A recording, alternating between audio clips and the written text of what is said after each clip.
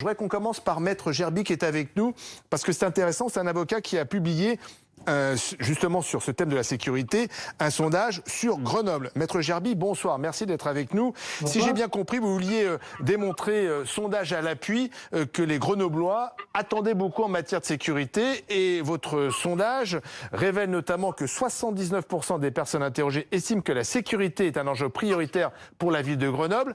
57% souhaitent que la police municipale soit plus visible et même armée, c'est ça ? Oui, ce sondage que nous avons commandé au cabinet Via Voice est un sondage qui illustre très bien effectivement les attentes des Grenoblois.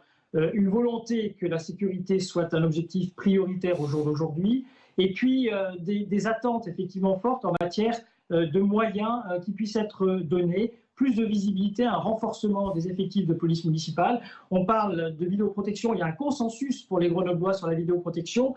Je dirais que sur les armes, c'est peut-être beaucoup plus subtil que ça. Quand on regarde le sondage dans le détail, on se rend compte que finalement, ce n'est qu'un tiers des Grenoblois qui est favorable à un surarmement des policiers municipaux, c'est-à-dire à un armement analogue à celui de la police nationale. Donc 2/3 des Grenoblois ne sont pas favorables à ce que leur police municipale soit armée au même titre que la police nationale.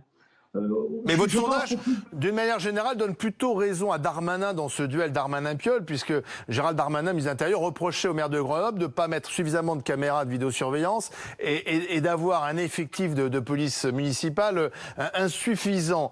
Pourtant, Éric Piolle vient d'être élu par les Grenoblois. Alors oui, mais je rebondis sur ce que vous dites. Je crois que dans ce match entre le ministre de l'Intérieur et le maire de la ville, avec ce sondage, les Grenoblois se posent comme arbitres et disent oui, d'un côté, le ministre de l'Intérieur a raison, il y a une volonté de plus de vidéoprotection, de plus de policiers, mais d'un autre côté, lorsque 2/3 des Grenoblois viennent dire pas de police municipale armée au même titre que la police nationale, c'est aussi un satisfecit pour la politique entreprise en ce sens-là par le maire de la ville. Merci Maître Gerby, vous lancez le débat.